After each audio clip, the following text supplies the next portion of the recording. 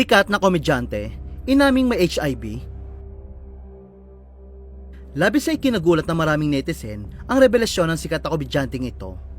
Matapos niyang lumantad at aminin sa publiko na isa siyang HIV positive. Hindi lingid sa kaalaman ng marami na parami na ng parami ang kaso ng HIV sa Pilipinas. Ayon sa pinakabagong datos, dumarami ang kabataang Pilipinong naapektuhan ng sakit. Karamihan sa kanila ay nasa edad 15 hanggang 34. Sa gitna ng mga pagbabago sa lifestyle, relasyon at access sa health services, marami pa rin ang hindi nagpapasuri dahil sa takot, stigma at kakulangan sa impormasyon. Kaya naman lumantad ang sikat na komedyanteng ito upang mabigay ng inspirasyon sa marami tulad niya, na hindi katapusan ng buhay ang pagiging positibo sa sakit. Matatanda ang una siyang sumikat bilang isang theater actor. Nadiskubre siya noong 2018 nang manalo sa PETA's Hugot Talent, The Search for the Next Rockstar, at ginampanan ng role na Jewel sa Rock of Ages. Mas lalo pang umusbong ang kanyang karera nang gumanap siya bilang Dominic Cruz sa The Boy Foretold by the Stars, ang kauna-una ang mainstream Filipino BL film na napabilang sa MMFFF. Mula noon, lumawak ang kanyang presensya sa screen acting sa mga seryeng tulad ng Love Beneath the Stars, Marry Me Marry You, Linlang at Saving Grace. Bukod sa big screen at TV, nagpapatuloy rin siyang magtanghal sa teatro kabilang ang Rent, kung saan ibinahagi niya ang kanyang journey bilang isang taong may HIV, bilang bahagi ng kanyang advokasya laban sa stigma.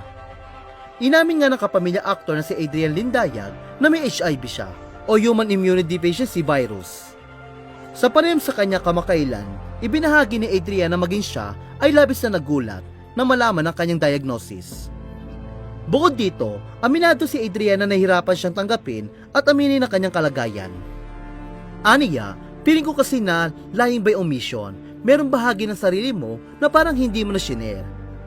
Although hindi mo rin siya obligasyon, pero bakit ka may platform? Why do you have this privilege of having a platform tapos wala kang ginagawa about it? I feel so much guilt.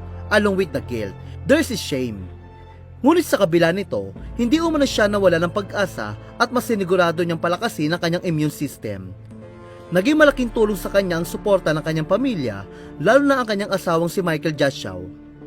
Malaki rin ang pasasalamat ni Adrian sa mga doktor na nagbibigay linaw sa kanya tungkol sa mga karapatan ng mga HIV positive sa ilalim ng batas.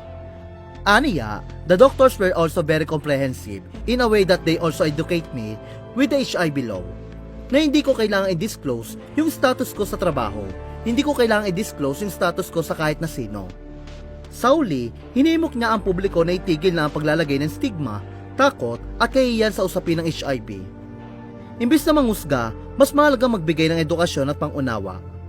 Aniya, sana tigilan na natin yung stigmatizing and fear and shaming, and let's educate everyone. Let's educate ourselves kasi 2025 na, lahat tayo may internet.